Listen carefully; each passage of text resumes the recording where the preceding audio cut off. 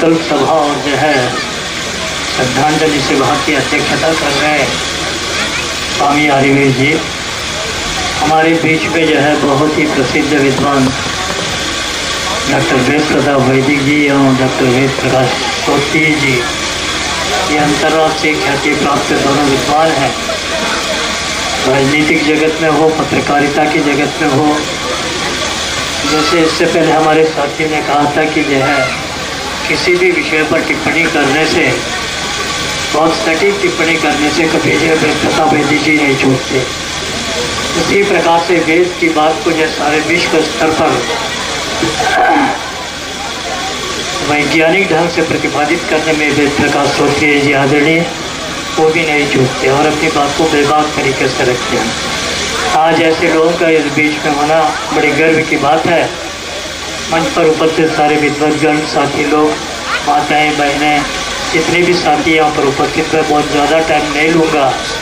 जैसे हमारे स्वामी आदित्यवेद जी ने कहा कि अभी अभी जो है मुझे कुछ दिन पहले जो है अचानक, वैसी कोई शिकायत नहीं थी, जितना मेरा जीवन रहा है कभी जीवन में कोई शिकायत ब्लड प्रेशर रहा हो या डायबिटिक में रहा हो या किसी प्रकार की मुझे कमजोरी रही हो, ऐसा कभी मैंने महसूस नहीं किया।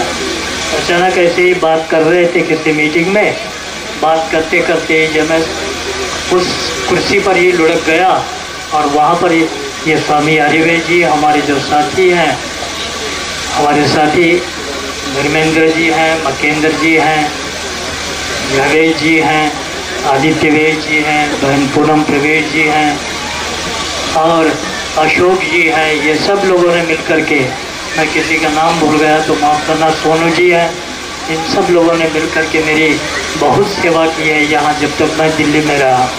मनु सिंह जी भी हैं, उनके जो है बहुत ही आवश्यक समय में उन्होंने जो आर्थिक सहायता भी पहुँचा करके इसमें बड़ा जो है सहयोग दिया, उपकार किया है।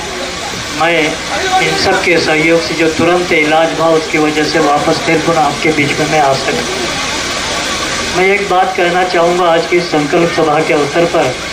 जब मैं बहुत ही छोटा था उस समय जो है जो बड़े बड़े सम्मेलन वहाँ हुआ करते थे दक्षिण में, उस दक्षिण में होने वाले सम्मेलन में स्वामी अग्निवेद जी, स्वामी इंद्रवेद जी आया करते थे। और स्वामी अग्निवेद जी, इंद्रवेद जी के आने का मतलब सारा जो आर्य जगत का नौजवान तबका जो आर्य समाज से संबंधित न भी हो, गाँव के गाँव में जितने नवयुवक होते थे सब उमड़ पड़ते थे। और उस समय से एक बात मैंने जो है खास करके जो है मैंने अंकित की है, उस समय भी वो हो सकता है थोड़ी भाषा उनकी जो है कठोर रही हो। वो कहते कि आर्य समाज केवल मात्र हवन एंड कंपनी तक सीमित नहीं रहना चाहिए। ये ठीक है, हवन वो करते रहे, लेकिन उसको एक छोटी सी कंपनी बनाकर वहीं तक सीमित रखने की बात को वो बड़ी जो मजबूती के साथ में ज़बरदस्त तरीके से उस बात को जो प्रतिपादित करते हुए कहते थे कि आर्य समाज एक आंदोलन है, आर्य समाज गरीब के लिए है, आर्य समाज उपेक्षित आदमी के लिए है, आर्य समाज जातिवाद के खिलाफ है, आर्य समाज सांप्रदायिकता के खिलाफ है। विश्व में अगर कहीं पर भी कोई भी समस्या हो तो वेद जो है सारे विश्व समुदाय के लिए अपनी बात को रखता है। वेद न जो आपका है, न वेद जो है किसी और व्यक्ति का है, वेद तो आपका भी है और मेरा भी है, वेद अमेरिका वाले का भी है, वेद जो ऑस्ट्रेलिया वाले का भी है। इस प्रकार से अपनी बात को बहुत ज़बरदस्त तरीके से, उनकी मीटिंग जब शुरू होती थी 3-3 घंटे 4-4 घंटे बोलने में बड़े माहिर तो थे ही थे स्वामी जी, लेकिन एक जज्बा खड़ा कर देते थे, एक आंदोलन खड़ा कर देते थे, एक विश्वास जगा देते थे कि इस दुनिया को हम बदल करके रखेंगे। तो वही बात जो है उन्होंने पूरी ज़िंदगी में। एक बात मैं आपको याद दिला करके अपनी बात को समाप्त करूँगा।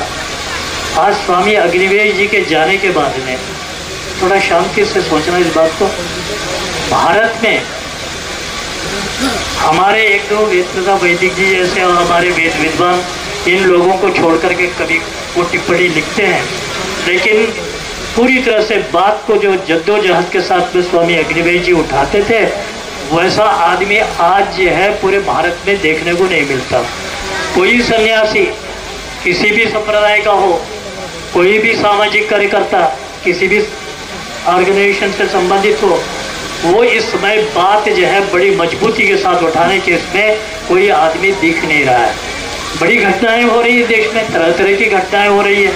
इस घटनाओं के परिप्रेक्ष्य में अपनी बात को एक सटीक तरीके से रख करके एक जो है आंदोलनात्मक रूप दे करके उस बात को आगे बढ़ाने के लिए, उस बात का एक आंदोलन तैयार करने के लिए जो स्वामी अग्निवेश जी काम करते थे उसकी कमी महसूस हो रही है, उसकी कमी महसूस की जा रही है।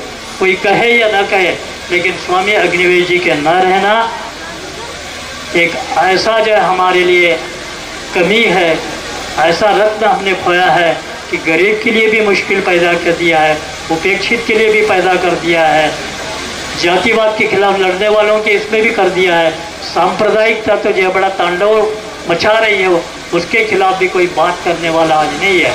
अंधविश्वास भी इस समाज में तांडव मचा रहा है, उसके खिलाफ में भी कोई बात करने के लिए तैयार नहीं है।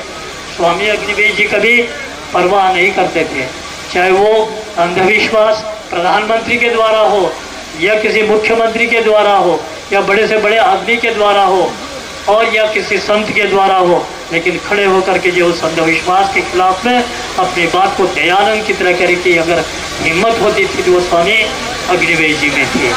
उसी प्रकार से अन्य विषयों पर भी, मुद्दों पर भी जो सटीक तरीके से आज एक ढंग से मैं कह सकता हूँ कि हम जो उस काम को पूरा नहीं कर पा रहे, लेकिन आपकी ज़िंदगी में एक रोशनी जो आई है, मजदूर भाइयों की ज़िंदगी में, हमारे जो मजदूर भाई बहनों की ज़िंदगी में जो एक परिवर्तन आया है, जो चेंज आया है, जो खुशहाली आई है, वो उसमें हम ज़्यादा क्या कर पा रहे हैं मैं तो नहीं कर सकता, पर वो आई है, जो कुछ भी आई है वो स्वामी अग्निवेश जी की वजह से आई है। ऐसे उपेक्षित दूर दराज में रहने वाले आदिवासी लोग हो या कोई भी लोग हो, तो वो कहते हैं कि ये समाज, ये जनता, ये देश, ये दुनिया में जहाँ पर भी कोई भी आदमी अगर अन्याय का शिकार है तो उसके खिलाफ में आवाज़ उठाना, उसके लिए काम करना मेरा परम धर्म है। इस बात को वो आगे बढ़ाया करते थे। इसलिए वो कहते थे कि केवल हंगामा खड़ा करना हमारा मकसद नहीं है, केवल हंगामा खड़ा करना हमारा मकसद नहीं है। आपके सीने में न चाहिए, किसी और के सीने में आग होनी चाहिए, आग होनी चाहिए, आग होनी चाहिए। इसीलिए जो मेहनत करेगा, जो कमाएगा वो खाएगा, जो लूटेगा वो जाएगा। इनके इस सिद्धांत पर, इस बात पर बहुत बड़ा विश्वास था उनका। इसी बात को, इस स्लोगन को वो आगे बढ़ाते थे और इसी को एक पूरा राजनीतिक स्वरूप दे करके आर्य राष्ट्र बनाने की बात स्वामी जी कहा करते थे। हम कोशिश करेंगे इस संकल्प सभा में हम सब लोग मिल करके उनकी बात को सशक्त तरीके से आगे बढ़ा करके, इस आंदोलन को भी आगे बढ़ा करके सबके साथ में, जनता के साथ में खड़े होने का प्रयास करेंगे। मुझे जो अवसर दिया, धन्यवाद।